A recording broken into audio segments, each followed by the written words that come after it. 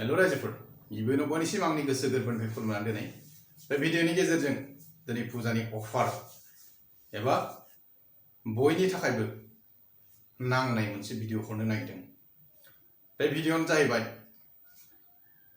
सेंग्रा सिख्ला एबा आइजो एबा जिखुनु बैसोनि मानसियानो बेखौ बाहायनो हागोन।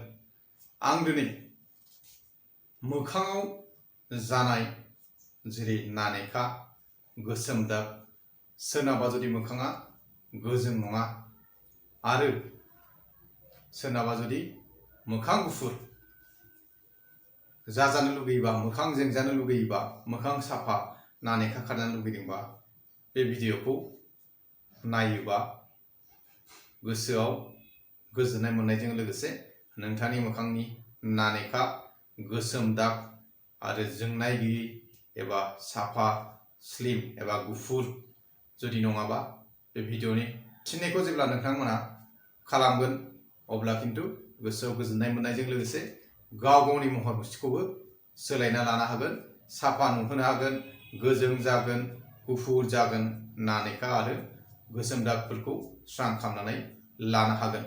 नाथाय रायजोफोर बेखौ खालामनायाव जुदि बायोबा खामानि जानाय नङा। दा ओंखायनो बे भिडिअनि मुलिखौ जेब्ला बाहायगोन एथ' दामबो नाङा, मोननैसे फिसा फिसौ बायनांगौ दङ, नाथाय बाखिखिनि न'आवनो मोनो। दा ओंखायनो रायजोफोर दिन्थिलांनोसै फारि फारि माखौ बाहायनांगौ, मारै बाहायनांगौ, अबे समाव बाहायनांगौ बेफोरखौ आं बे भिडिअनि गेजेरजों नोंथांमोननो फारि फारि फोरमायगोन, दिन्थिगोन, बानायनानैबो खोन्थागोन आरो बहा मोनो बेनि सोमोन्दैबो नोंथांमोननो आं फारि फारि खोन्थालांगोन। रायजोफोर गोबाङानो गाव गावनि महर मुस्रिखौ एबा मोखांनि जोथोनखौ लायो आरो गोबाङानो दिनै पार्लाराव थांनानै गाव गावनि मोखांखौ मेकआप खालामनायजों लोगोसे गावनि मोखांखौ साफा, गोजों, फिथर गैयै, दाग गैयै एबा गुफुर नुनाय बेफोरबायदि खालामनायनि राहाखौ गाव गावनो खालामना लायो, नङा होमबा रायजोफोर? दा गोबाङानो दिनै रां गैयिनि थाखाय गावनि मोखांखौ जोथोन लानो हाया एबा गोबाङा सम गैयिनि थाखायनो मोखांनि जोथोनखौ लानो हाया, नङा होमबा रायजोफोर?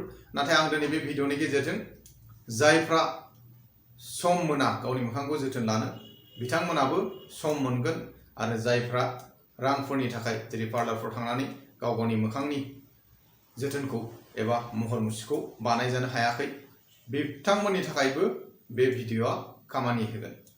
आं दानिया मा मुलिखौ बाहायनांगौ बे मुलिफोरनि सोमोन्दै नोंथांमोननो फारि फारि खोन्थालांनोसै।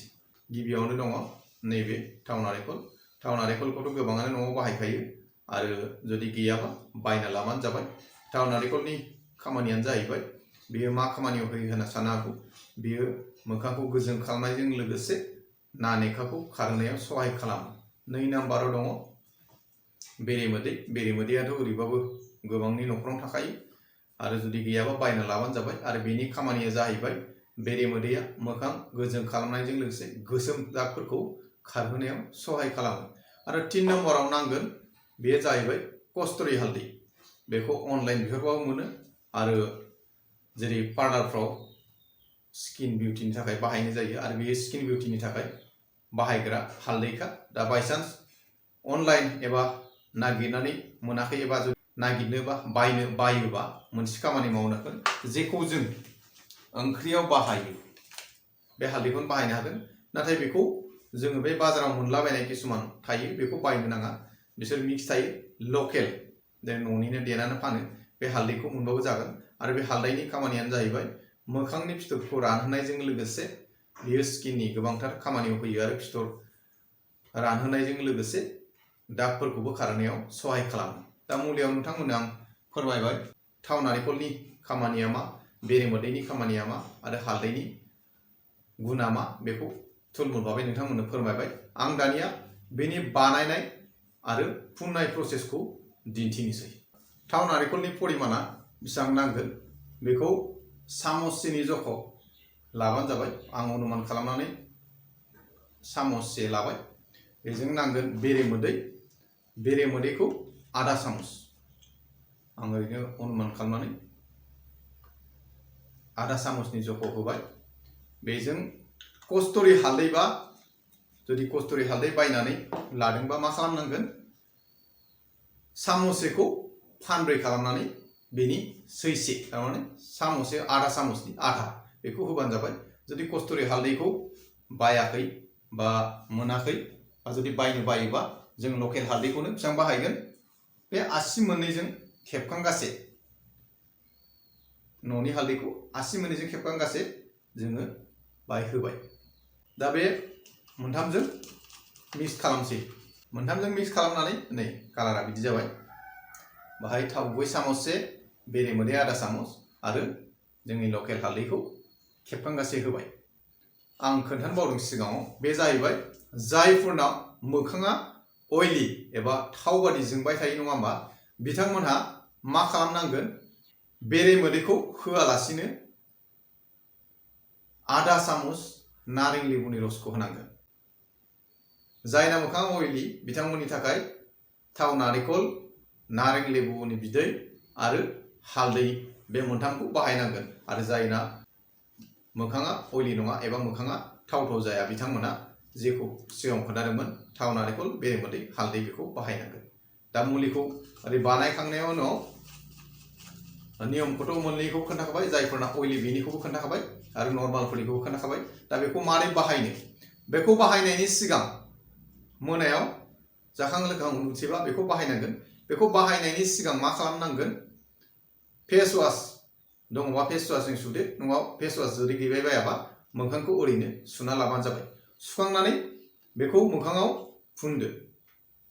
फुननानै मा खालामनांगोन बेखौ जों ओरै मोखां फुनजोबनानै मोजां ओरै मासाज खालामनाय माने मोजां जाहाथे नांसारजोबो नांहोजोबबानो जाबाय। नांहोजोबनानै बेखौ मा खालामनांगोन 5 मिनिट दोनथ'दो मोखाङाव। 5 मिनिट दोनखांनायनि उनाव नोंथाङा मोखांखौ सुफिननांगोन। माने बेखौ 5 मिनिटनि थाखायल' दोननांगौ मोखाङाव। मोजाङै फुननानै मासाज खालामनानै 5 मिनिट थाथ'दो। 5 मिनिट थाथ'नायनि उनाव मा खालामगोन मोखांखौ सुगोन। फार्स्ट स्टेप मुलि बाहायखांनायनि उनाव मोखां सुखांनायनि उनाव सेकेन्ड स्टेपाव माखौ बाहायगोन दाना बेखौ खोन्थानोसै आं फारि फारि। बाहायनांगोन थाव नारेंखल। बे थाव नारेंखलखौ बे मुलिखौ बानायनो एक्सट्रा जेबो लानाङा नैबे आखाइ थारखौनो जागोन। बाहाय आधा सामसनि जख' थाव नारेंखलखौ लाबाय। बेनि उनाव मा नांगोन बे नांगोन भिटामिन इ केपसुल। बेखौ फार्मासियाव बायबानो मोनगोन थाइथाम थाइब्रै लायो थरसेयाव। आरो बे भिटामिन इ नि जोङो बाहाय थरथिंथाम होनांगोन। बेखौ थरथिंथाम होबाय। बेजों लोगोसे मा नामावगोन बे जाहैबाय गुलाब जल। बे गुलाब जलखौ बाहाय थरथिंथाम होबानो जाबाय। मुलियाव मा मा नांगोन सेकेन्ड स्टेपनियाव बाहाय नांगौ थाव नारेंखल आधा सामस, भिटामिन इ केपसुल थरसेनिखौनो खननै बाहायनो हागोन थरथिंथाम होबाय। बेजों लोगोसे गुलाब जलखौबो बायबानो मोनखायो बारा दाम लाया। बेखौ थरथिंथाम होबाय। बेखौ होखांनायनि उनाव मा खालामगोन बेखौ जों ओरै मोजाङै माने आखायाव गुदुं जाजासे जाहाथे एसे गुदुं गुदुं मोनलायलाय आखाया।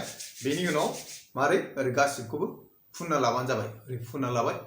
ओमफ्राय बेखौ फुनखांजोबनायनि उनाव बेखौ 2 मिनिट मासाज खालामदो मोखांखौ जाहाथे बे हाबजोबो बे थाव नारेंखल भिटामिन इ केपसुल आरो गुलाब जला जाहाथे मोजाङै नांजोबो मोखाङाव। बेखौ फुनानै 2 मिनिटसो मासाज खालामदो। मासाज खालामखांनायनि उनाव नोंथांना खामानिया जोब्बाय। आरो जायफोर बिथांमोना दिनै समाय मोनैनि थाखाय गावनि मोखांनि जोथोनखौ लानो हायाखैमोन बिथांमोनाबो बेखौ बाहायनो हागोन। आरो जायफोरना माने थाखा फैसानि एसे अभाब बा पार्लारफ्राव थांनो हाया बिथांमोनाबो बे मुलिखौ बाहायनो हागोन। बे मुलिखौ बाहायखांनायनि उनाव नोंथाङा जेब्ला बाहायनानै हरसे थारला उन्दुबाय। उन्दुनायनि उनाव फुङाव जेब्ला नोंथाङा सिखारगोन गोसोआव गावनि मोखांखौ लानानै एसेबाबो गोजोननाय मोनगोन। मानो होनबा मोखाङाव दांबा स्लिम स्लिम मोनगोन गावखौनो साफा मोनगोन। बेबादि जेब्ला बे आं दिनै भिडिअनि गेजेरजों फोरमायनाय फार्स्ट स्टेप आरो सेकेन्ड स्टेप बे मोननैखौबो जेब्ला बाहायबाय थागोन नोंथांमोना गावनि मोखांनिफ्राय गोसोम दाग नानेखा मोखाङाव माने जोंखांनाय आरो गुफुरखौ मोननो हागोन। एबा जेखौ जों अराय हास्थायो गाव गावनि महर मुस्रिया जाहाथे साफा दाग गैयै गोजों जाना थानायखौ लुगैयो नङा होमबा आरो समजों लोगोसे जायफोरना नानेखा जानाय आरो बेफोराव ओरै बोब्रेबोयो बैसोजों बेफोरबो स्रां जालांगोन। दा ओमफ्राय रायजोफोर दिनै आं बे भिडिअनि गेजेरजों फुजानि अफार होननानै बुंजायो बाहायनानै नायदो बाहाय बैसोनि खोथा गैया जायफोरना मोखाङाव गोसोम दाग जादों एबा मोखांखौ साफा लुबैयो नोंथांमोना बयबो बेखौ बाहायनो हागोन आरो खम खरसावनो सहसावनो न'आव समबो बारा नाङा बानायना लाबानो जाबाय। जायफोरना सम गैया जायफोर माने बिदिनो पार्लारफ्राव थांनानै गावनि मोखांफोरखौ बानायजानो एबा मोखांनि जोथोनखौ लानो सानो एबा हाहैया सौहाया नोंथांमोनाबो बेखौ बाहायदो निस्सय नोंथांनि मोखां गोजों जानायजों लोगोसे मोखांनि दाग एबा गाव मोखांखौ गुफुर खालामनायाव सहाय खालामगोन। खालामोना खालामा निस्सय बाहायनानै नायबा नोंथांमोना प्रमान मोनगोन आरो खिन्थु बानानै थायोबा जानाय नङा बेखौ जेब्ला खालामगोन नोंथांमोना निस्सय प्रमान मोनगोन। आरो बेखिनिखौ नुनानै भिडिअखौ दोनथ'बाय गोजोन्थों।